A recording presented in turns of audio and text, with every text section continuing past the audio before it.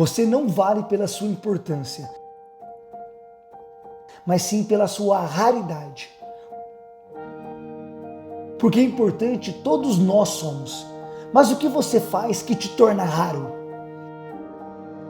Ser raro é fazer aquilo que quase ninguém faz. E na educação física, eu chamo de profissional raro quem é capaz de transformar a vida do seu aluno. Talvez você, profissional de educação física, ainda não tenha consciência do poder que tem em suas mãos. Por isso, a partir de hoje, eu quero te mostrar um mundo onde o seu trabalho vai muito além daquilo que você está acostumado a experimentar. Um mundo onde você pode salvar vidas. Seja muito bem-vindo ao mundo dos profissionais raros.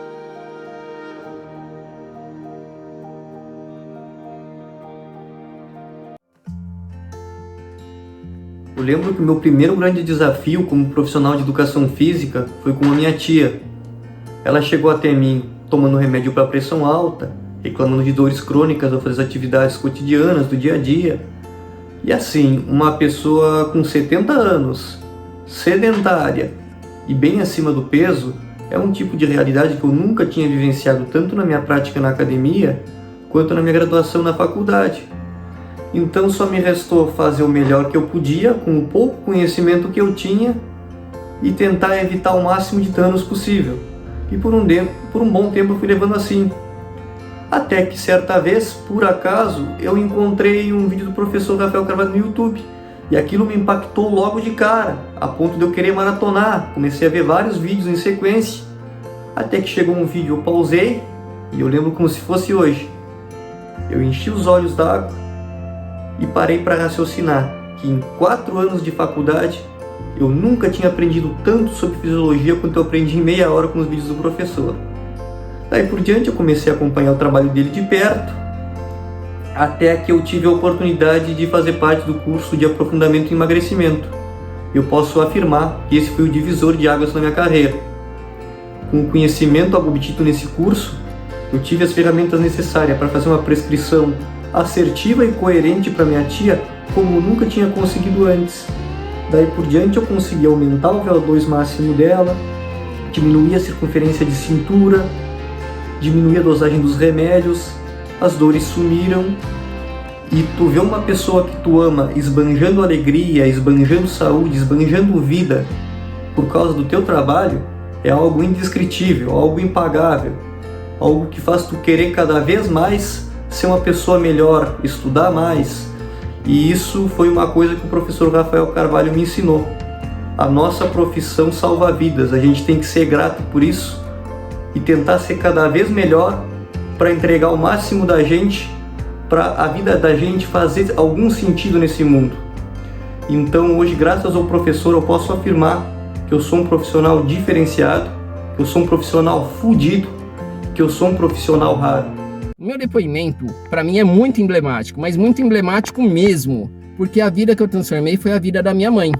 A minha mãe vem de uma família com 12 irmãos, todos com diabetes. 11 morreram através de doenças causadas pelo diabetes, só tem a minha mãe. Minha mãe sofre com essa doença há quase 40 anos.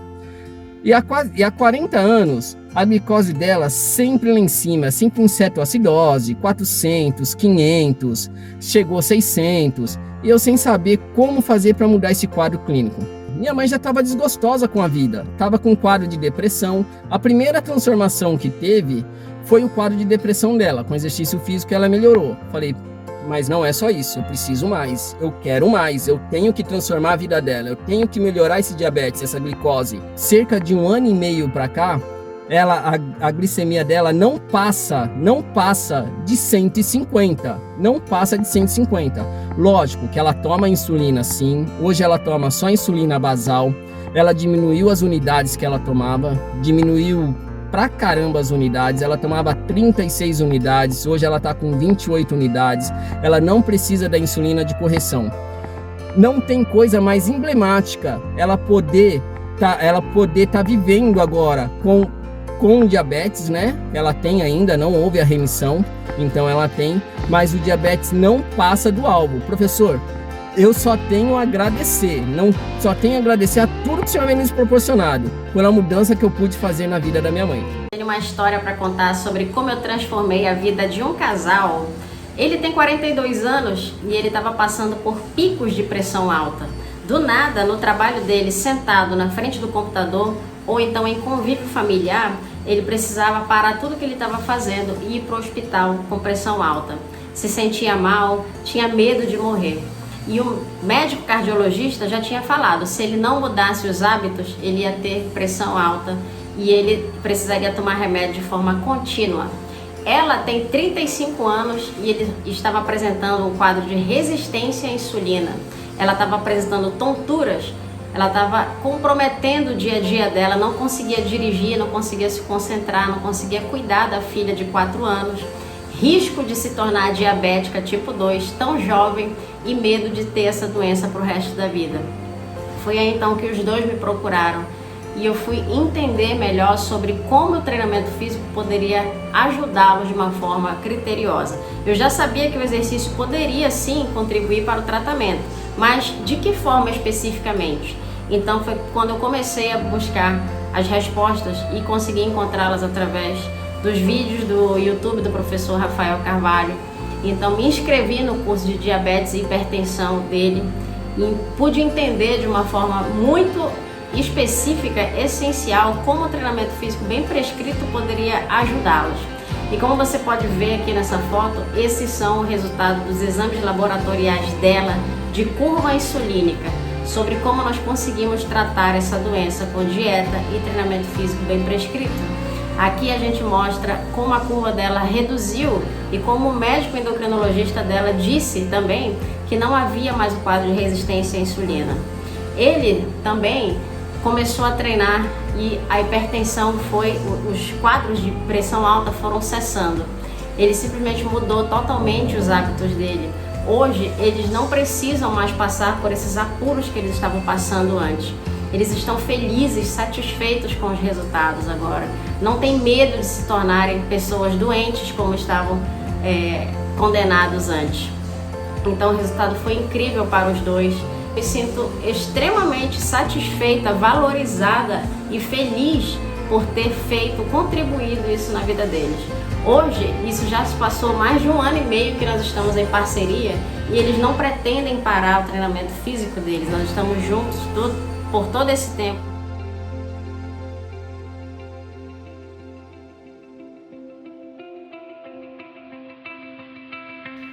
Por incrível que pareça, apesar de ser uma das áreas mais importantes da saúde, a educação física ainda sofre muito preconceito e desvalorização. Quantas vezes vemos médicos dizendo como deve ser o treinamento do seu aluno? E a nossa palavra, na maioria das vezes, não tem peso quando discordamos. Isso é inadmissível. Um médico estuda 6 anos na graduação, mas não aprende nenhum mês sequer sobre exercício físico, sobre fisiologia do exercício, como prescrever o treinamento resistido aeróbio de maneira assertiva. E por que ele se sente capacitado para prescrever o treinamento? E o pior, por que nós, profissionais da educação física, aceitamos isso? A resposta é simples. Porque infelizmente, na maioria das vezes, nós não temos um conhecimento aprofundado sobre a fisiologia do exercício aplicada na prática, para argumentar e provar cientificamente nosso ponto de vista. Falta um conhecimento sólido. E então falta confiança, falta responsabilidade, falta coragem. Assim, na maioria das vezes, nós nos contentamos em fazer mais do mesmo e não valorizamos o poder que está em nossas mãos. Meu nome é Rafael Carvalho, eu tenho 35 anos de idade, eu sou professor e personal trainer. E a minha maior missão é transformar vidas por meio da prescrição criteriosa do treinamento. Quando eu era criança, eu queria ser jogador de futebol. Sempre foi o meu maior sonho, a minha maior vontade. Eu era um bom jogador, então assim, sempre me dedicando para poder conquistar esse sonho, conquistar esse objetivo. Mas quando eu estava já por falta dos 16 anos de idade, eu tive uma lesão séria no meu joelho, que eu tive o rompimento do ligamento cruzado anterior, que me levou a ter que fazer uma cirurgia para poder voltar. E nisso eu já estava na fase dos juniores, quase subindo para o profissional do time, inclusive da minha cidade. Mas aí essa cirurgia foi realizada e eu tive que ficar cerca de 8 meses parado fazendo fisioterapia. E sempre com muita dedicação, porque eu tinha esse objetivo. Então se eu tinha que fazer 1, 2 vezes fisioterapia por dia, eu fazia 3, 4, com todo empenho. Então essa fase eu perdi a dinâmica com os meus amigos justamente por ficar os 8 meses fazendo a fisioterapia. Mas aí quando eu voltei, quando eu fui liberado para poder voltar ao futebol, a lesão ainda continuava, o falseamento no meu joelho ainda continuava. Voltei ao médico e teve um novo diagnóstico. Era o que, Rafael? Vamos ter que fazer uma nova cirurgia. Nós somos conservadores na sua cirurgia, justamente por você ser adolescente, mas vamos ter que fazer outra. Não aguentei. Foi um baque muito grande. Eu vou ter que buscar alguma outra faculdade. E eu pensei, vou fazer educação física, porque é uma área que vai estar envolvida com o futebol, porque eu quero ser preparador físico. Então, depois do sonho de ser jogador de futebol que foi por água abaixo devido a uma lesão, veio o sonho de ser preparador físico de futebol. Então, eu entrei na faculdade de educação física, certo que era isso que eu gostaria de fazer. E eu comecei a faculdade com dedicação, com empenho. Não era um exímio aluno, longe disso, eu era aquele cara que estava ali presente, quase que mais de corpo do que de alma ali, e tava ali. E aí eu lembro que o primeiro estágio que eu fiz foi numa clínica em que eles trabalhavam com pessoas do grupos especiais, diabéticos, obesos, cardiopatas, hipertensos, idosos, e eu me encantei. Quando eu comecei a perceber que o exercício físico poderia trabalhar com esse tipo de pessoa, eu falei, caramba, isso aqui é demais. É demais você começar a ver que a vida do idoso começa a ser diferente, que a vida do hipertenso, a pressão arterial começa a ficar controlada. E eu, um estagiário, que me encantei com aquilo ali. Então o desejo pela preparação física do futebol foi ficando de lado. Então a faculdade agora, a partir desse primeiro estágio, da 5ª etapa, eu comecei a ficar com esse desejo. Beleza, foi passando o tempo, chegou a formatura, estou formado, preparado agora para poder atuar com essa população.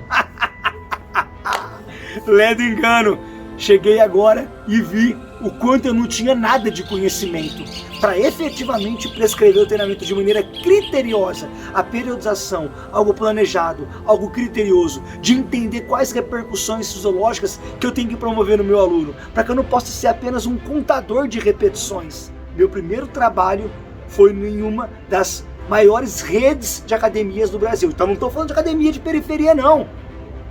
Estou falando de academia, uma das maiores redes do Brasil. Foi meu primeiro trabalho. E o que eu fazia lá? Eu era guia turístico na academia. Como assim guia turístico, Rafael? O aluno chegava e perguntava, Rafael, onde fica o leg press? Leg press? Venha comigo, eu te mostro de leg press. Ah, o puxador, venha comigo. Eu era guia turístico e pegador de peso. Cheguei a ficar com dermatite de contato. Até hoje a minha mão não é da mesma maneira. Dermatite de contato, ou seja, de tanto pegar peso, aguardar, ajudar o aluno a guardar e segurar, e vai ajudar o aluno ali, tanto fazer isso, eu tive a mão na carne viva. Então eu não era professor de educação física, formado e fazendo o primeiro emprego na uma das maiores redes de academias do Brasil. Eu não era professor, eu era apenas mais um. Ou melhor, um instrutor, que é isso que estava inclusive na carteira de trabalho. Meu primeiro trabalho como formado era R$ 5,80 a hora aula. Eu não quero ser guia turístico, eu quero ser realmente um professor, um educador, aquele que muda a vida da pessoa, mas não dá. E hoje não é muito diferente. Hoje se paga para trabalhar na sala de musculação de 10 a 15 reais. Era R$ 5,80. Agora é de 10, em torno de 10, 12, 13, 14, não passa de 15 reais. Falei, não, eu não posso isso. Só que eu entendia de maneira verdadeira que eu não tinha o conhecimento de verdade. Mesmo tendo feito a faculdade, a graduação, numa boa universidade. E principalmente, mesmo depois de perceber que era grupos especiais que eu queria trabalhar, por agora começar a estudar mais durante a faculdade. Me dedicar um pouco mais. Acabei e eu pude perceber de maneira sincera que eu não entendia realmente de prescrição de treino, que eu não sabia como usar o treinamento resistido, quais repercussões, o que o treinamento resistido tem que promover naquele meu aluno, o que o treinamento aeróbio, seja de baixa intensidade ou alta intensidade, tem que promover de repercussões. Não dá para ficar apenas um contador de repetições, porque o personal trainer, na maioria hoje é o quê? Contador de repetições, tá do lado do aluno e tá lá, 1, 2, 3, isso, 4 repetições, segura o movimento, isso, olha a escápula, isso, desce devagar. Vou buscar estudar então para ter o conhecimento, vou buscar uma pós-graduação. E na ocasião eu busquei uma das 10 melhores do Brasil, Falei, para poder entender. Aí eu já entrei na pegada, aí eu já entrei com sangue nos olhos, porque eu queria ser realmente o melhor personal trainer, se possível, do Brasil. Era isso que eu entrei na pós-graduação. E aí, meu amigo, era sangue nos olhos para poder estudar. Depois de 1 ano e meio da pós-graduação, com toda a pegada, eu vi que eu não sabia prescrever treino. Não falar que hoje é 3 de 10, 3 de 15, pelo amor de Deus, não é isso que eu tô falando. É prescrever o treino. É fazer uma avaliação criteriosa do quadro clínico e funcional do aluno e, a partir do conhecimento desse quadro clínico e funcional, prescrever o treinamento para o primeiro, segundo, terceiro, quarto, quinto, sexto mês de maneira estruturada, planejada, a fim de levar as repercussões que eu necessito. Por exemplo, de uma pessoa que precisa emagrecer, de levar repercussões para aumentar a metabolização de gorduras e reduzir a lipogênese. Para uma pessoa que é hipertensa e precisa reduzir a pressão arterial, gerar resposta de angiogênese para reduzir a resistência vascular periférica. Para uma pessoa que tem diabetes, aumentar receptores de insulina, aumentar a GLUT4, aumentar a captação de glicose. Eu não sabia fazer nada disso. Eu não entendia como eu ia fazer isso com treinamento. Depois de 1 ano e meio de pós-graduação, numa das 10 melhores do Brasil. Por isso que eu já te alerto. Não se engane com pós-graduação. O gasto com a pós-graduação total é mais de 5, 6 mil reais. E aí foi frustrante, porque eu falei, porra, agora ferrou, agora fudeu. Por quê? Acabei a pós-graduação numa das melhores do Brasil e eu não tenho conhecimento de verdade? E agora? O que eu vou fazer? Falei, vou buscar então fazer o quê? Mestrado e doutorado. Nessa área que envolve grupos especiais, porque aí eu vou ter o conhecimento. Entrei na melhor universidade da América Latina. Para fazer o mestrado. Rafael, você aprendeu alguma coisa lá que de verdade contribuiu para o seu conhecimento como personal trainer? Não. E aí depois do mestrado você fez doutorado. Foram 2 anos e meio de mestrado e 4 anos de doutorado. Para depois do doutorado você perceber que você não tem o conhecimento necessário. Isso é muito triste. Chega a ser ridículo. O exercício físico, ele transforma vidas. Eu pude perceber o quê? Que o meu conhecimento, que a minha possibilidade de ser diferenciado, não iria vir mais agora pela pós-graduação. Porque depois de ter feito doutorado, e você não tem o conhecimento para ser um personal trainer diferente, porque eu lembro você, eu sou professor e sou personal trainer. Eu trabalho com personal trainer presencial e consultoria online. Eu queria o conhecimento para poder transformar. Comecei a perceber que seria por mim. E comecei a estudar, ler livros, artigos, e vivenciar na prática aquilo que eu estava estudando. Só que comecei a fazer o quê? Os cursos que eu ia na educação física eram discussões, como eu falei, superficiais, toscas, que não me ajudavam efetivamente a ter o conhecimento necessário. Esse era um grande problema que eu comecei a vivenciar na área, na educação física. Então eu falei, não, chega, é por mim agora. E eu comecei agora a fazer cursos em outras áreas. Na medicina, para poder entender da fisiopatologia, da obesidade, do diabetes, da hipertensão, na farmácia, na enfermagem. Por quê? Porque eu vi que os cursos da educação física eram toscos, superficiais, quase que imbecis. As discussões eram simplistas. Não mudava realmente a prescrição do treino. Só que qual era o problema? Quando eu fazia curso na medicina, na farmácia, na enfermagem, na fisioterapia, o que eu via? Que lá não se discutia de maneira aprofundada a questão do exercício, e sim da doença. Foi onde eu falei assim, vou estudar, vou entender da doença e eu vou agora aplicar o exercício nisso. Com o meu conhecimento que eu já tenho prévio e agora na minha realidade prática, eu vou entender o que o exercício de tal maneira, com tal intensidade, com tal volume, com tal frequência semanal promove de repercussões fisiológicas. E foi isso que eu comecei a fazer. E comecei a ver na realidade dos meus alunos a modificação de vida. Pessoas diabéticas tendo remissão do diabetes. Pessoas hipertensas tendo remissão do controle da pressão arterial, até mesmo retirada de medicamentos.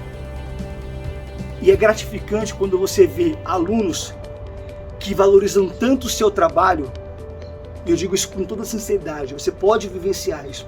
Alunos que vivenciam algo tão diferente com você, que quando falta condição financeira para eles, você vai ouvir aquilo que eu já ouvi na minha realidade. Eu nunca vou me esquecer, esse aluno cardiopata que eu atendia, nunca vou me esquecer, esse aluno cardiopata que eu atendia, ele teve a perda do emprego e ele não tinha condição de fazer mais personal trainer. A esposa dele chegou para ele e falou assim, ó, nós vamos vender o carro, mas você não para de treinar com o Rafael. Me arrepia até hoje. Aí por quê? Porque a realidade fisiológica dele foi diferenciada, tá diferente. E eu não sou diferente do que você pode conquistar. O conhecimento teórico aplicado na prática muda vidas. E eu sou a maior prova disso. Por ter vivenciado isso em meus alunos e, por ironia do destino, ter vivenciado isso na minha própria vida. 26 de dezembro de 2018. Estava em casa após um treino normal, todo dia treinava, beleza? Uma dor no peito começou. Achei que era estranho, mas como eu tenho refluxo, achei que era refluxo, fui até tomar um omeprazol. Tomei, aquilo não passou. Ao contrário, aumentou aquela dor. Só que por treinar, por estar acostumado com dor, aquilo lá eu segurei. Só que de repente eu comecei com uma sudorese intensa. Liguei o ventilador, fiquei de cueca em frente do ventilador e aquilo lá me incomodando. Aquilo aumentando, a dor aumentando. Começou a doer as costas também. Eu falei, caramba, o que está acontecendo? O que está acontecendo aqui? De repente, começou uma parestesia no membro inferior esquerdo, no braço esquerdo, formigamento no braço esquerdo. Eu falei, caralho, velho, eu tô infartando? Será que eu tô infartando? Mas como? Meus pais são semi-atletas. Eu treinava de maneira assim, perfeita, assim como hoje também. A alimentação impecável, tava forte. Nunca fiz uso de droga, lícita ou ilícita, não. Nunca fiz uso de anabolizante, nada. Falei, caramba, mas será que tá acontecendo? Liguei pro SAMU e falei assim, olha, eu tô com uma dor no peito, acredito que possa ser infarto, vocês precisam vir me buscar. E aí a moça perguntou, mas você usou alguma droga? Eu falei, não usei droga não. Você usou heroína? Eu falei, pô, se eu quiser comprar agora heroína, eu não sei onde vende. Ela falou, tá bom, nós vamos mandar uma ambulância, mas vai demorar um pouco, porque tem ocorrência. Desliguei o telefone, a dor aumentando. Eu falei, caralho, eu vou morrer em casa sozinho. Liguei pro meu irmão. Meu irmão chama Ramires, falei, Ramires, tô passando mal, vem aqui me buscar. Desliguei o telefone e ele ligou de novo. Falou, passando mal como? Ele não conseguiu entender, como assim? Vou ir, tô passando mal como? Não, uma dor no peito intensa, que eu não sei o que é, vem me buscar. Ele me buscou. Chegamos, me levou pro hospital. Cheguei no hospital, mediram a pressão arterial e mediram a frequência cardíaca. E tava tudo normal, e eles falaram o quê? Não, você tá liberado. Atenção nisso, você tem noção disso? Eu cheguei no hospital, análise dos médicos, das enfermeiras, mediram pressão, frequência, tá tudo normal. Falei, opa, não. A minha dor, ela é retroexternal. Olha agora onde entra o seu conhecimento. O conhecimento teórico, prático, muda a vida da pessoa. Eu falei para eles, não, essa dor não é normal. É uma dor retroexternal. Parestesia, braço esquerdo. É sugestivo de isquemia. Faça uma análise bioquímica. Quando eu falei, faça uma análise bioquímica, eles me assustaram. Falei, não, trabalho na área. Fizeram, aí viram, você tá infartando mesmo. Motivo? Não sabia. Como eu estava forte, eles acharam que era esteroide anabolizante, mas eu não tinha feito nada de esteroide anabolizante. Eu não tenho risco, fatores de risco familiar. Meus pais não têm, avós, não, nada. Não se sabe. Não se sabe até hoje o que aconteceu. Só que esse infarto que eu tive comprometeu grande parte do coração. Muito do coração. Que levou ele a ficar o quê? Disfuncional. Eu tive um choque cardiogênico. Choque cardiogênico, só para você poder entender, é como assim, o coração tá parando, ele vai parar, já era. Essa pessoa vai morrer. Fui levado para poder fazer, porque eles viram que não era placa de ateroma nas artérias coronárias, eram coágulos. Ou seja, por algum motivo, as artérias coronárias se machucaram, lesionaram, e agora formou-se coágulos, que obstruiu o fluxo de sangue. Numa das principais artérias coronárias, que é a descendente anterior. Grande comprometimento, me levaram para a UTI. Me levaram para a UTI, colocaram um marca-passo transitório e um balão intraórtico. Quando se faz isso, é praticamente efeito paliativo. É só para assim, ó, para poder postergar a morte dessa pessoa. Análise deles, esse cara vai morrer. Esse cara vai morrer. Eu tinha 31 anos. Esse cara vai morrer. Você tem noção disso? Esse cara vai morrer. Nós só vamos agora postergar a morte dele, porque não podemos falar, não vai fazer nada. Não. E aí foi passando. Um dia, notei, como eu estava com marca-passo transitório e um balão intraórtico pela femoral, eu não podia fazer isso aqui. Eu tive que ficar nessa posição aqui, ó. 8 dias eu fiquei. 8 dias nessa posição aqui. Eu não podia girar nem para um dos dois lados. Passei lá Natal, passei aniversário lá, que eu faço 29 de dezembro, e passei o ano novo lá. Com eles achando que o cara ia morrer. Passou um dia, 2 dias, 3 dias, e os médicos conversando. O cara continua vivo. Eu lá presente. 4 dias, 5 dias, porra, esse cara continua vivo. 7º dia, 8º dia, você vai pro quarto. Fiquei mais 2 dias no quarto. Na minha alta, chegaram 6 médicos.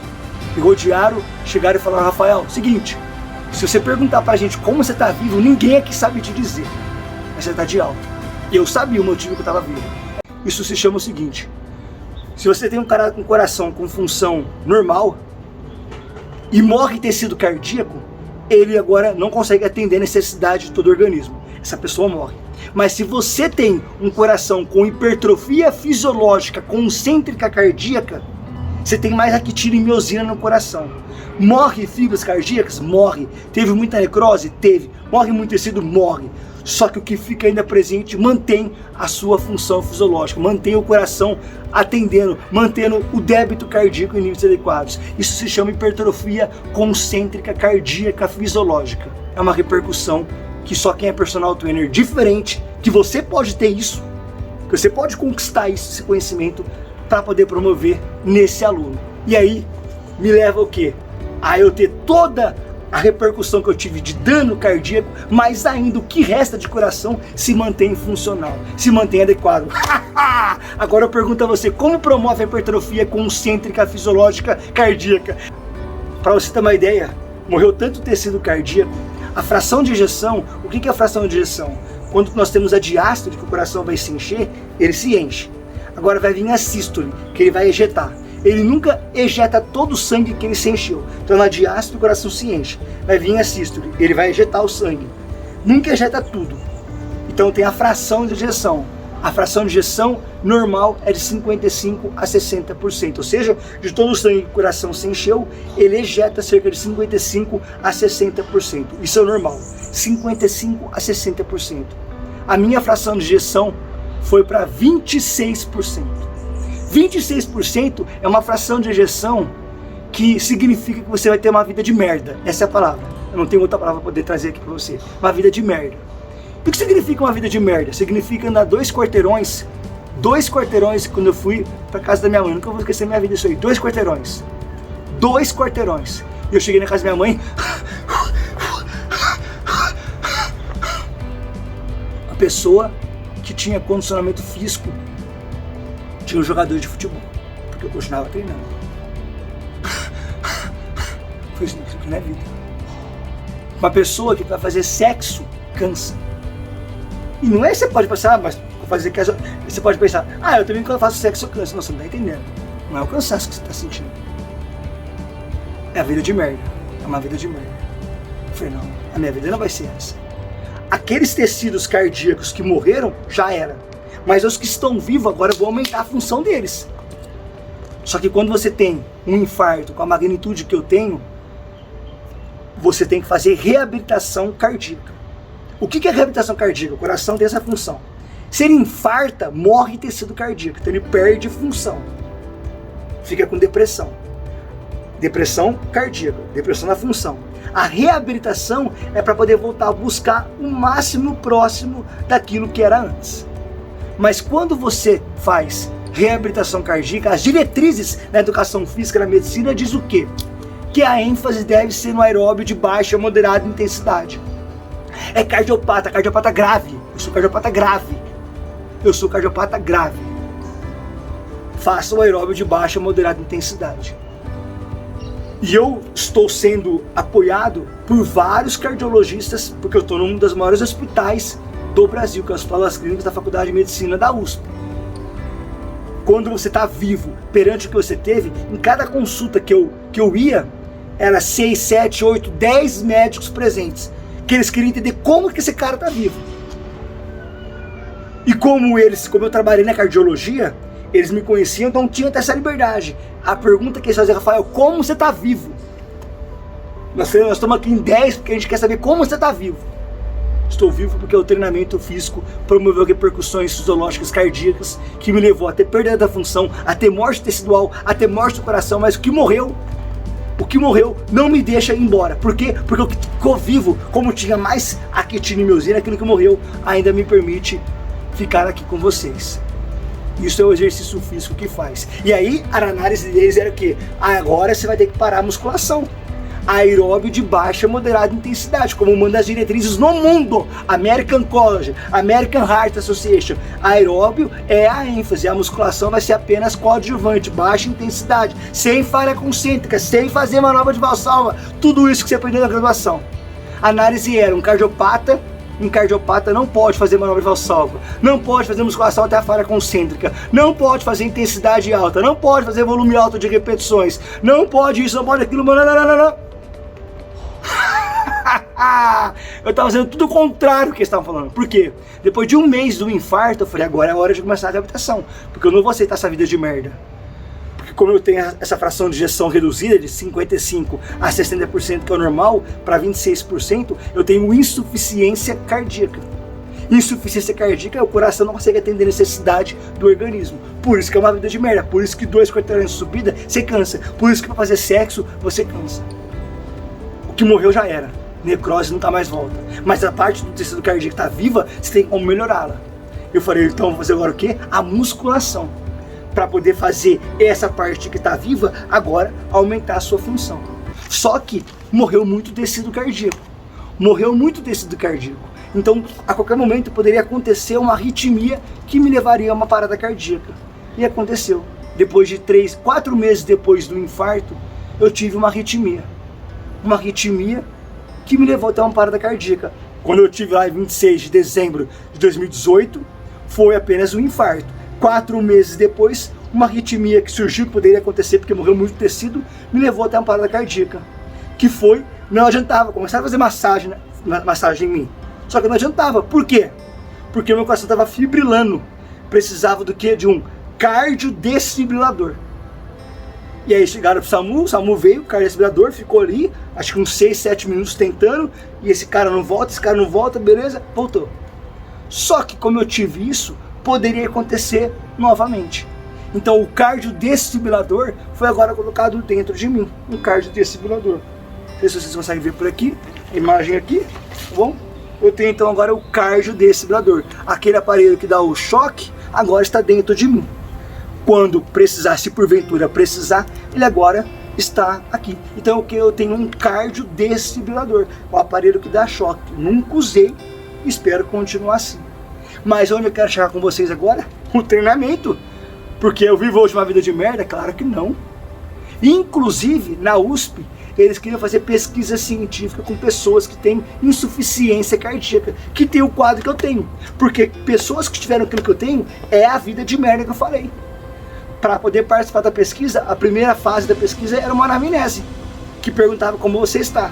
E perguntaram, porque quem tem aquilo que eu tenho, sente cansaço em qualquer atividade, fica mais parado, não consegue fazer aquilo, não consegue fazer quase nada. E aí na anamnese, nunca vamos esquecer, a equipe médica, Rafael, você tem isso? Não. Sente isso? Não. Cansa nisso? Não. O que você tem? O que você tem? Eu falei, eu tenho insuficiência cardíaca, mas nada disso eu sinto. Por quê? Porque o exercício físico, eles me tiraram da pesquisa. Falou, sai fora da pesquisa, vai estragar a pesquisa. Não era pra você estar com esse quadro clínico funcional. Olha o que você acaba de falar. Não era pra você estar com esse quadro clínico funcional. Claro que não era. Porque eu treino prescrito do jeito que aprendeu na graduação, na pós-graduação, do jeito que a medicina fala. Tem noção disso? A gente ouve médico falando de prescrição de treino. Na melhor universidade da América Latina, que é a USP, para o cara virar médico são 6 anos. na melhor da América Latina, pro cara virar médico, são 6 anos. Ninguém me contou, tô lá dentro. São 6 anos. Em 6 anos, ele não estudou um mês sobre exercício físico. Eu vou perguntar pro médico o que eu tenho que fazer, o que meu aluno tem que fazer de exercício físico. Eu tenho que morrer, velho, se eu faço isso. Mas por que o professor de educação física faz isso? Para poder se eximir, para poder tirar o dele da reta, porque se der alguma merda, quem falou que pra fazer aquilo lá foi o médico. Mas quem tira aquele da reta não é diferenciado. Aquele que tira o dele da reta não é diferenciado. O diferenciado é aquele que assume a responsabilidade. Pênalti aos 47 do segundo tempo. Se bater e fazer, é campeão. Se perder, tá fora. Meu amigo, o Messi é o cara que vai pegar a bola e falar: ô, é comigo. Essa porra aqui, sou eu que vou bater esse pênalti. É o cara que assume a responsabilidade. Se der, show, e se der, merda. Mas o professor de educação física fala o quê? O que seu médico falou que você pode fazer? Por quê? Porque se der alguma coisa errada, quem foi que falou pra fazer aquilo lá? Foi o médico. Então você se eximiu. Só que quem se exime não é o diferenciado. Você não vale pela sua importância, você vale pela sua raridade. Ser raro é fazer aquilo que quase ninguém faz.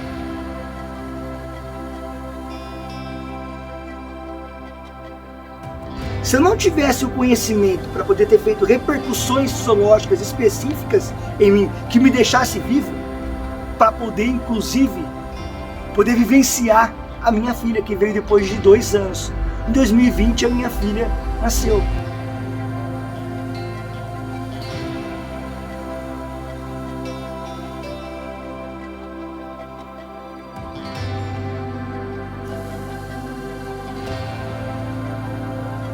O primeiro passo para se tornar um profissional raro é querer muito.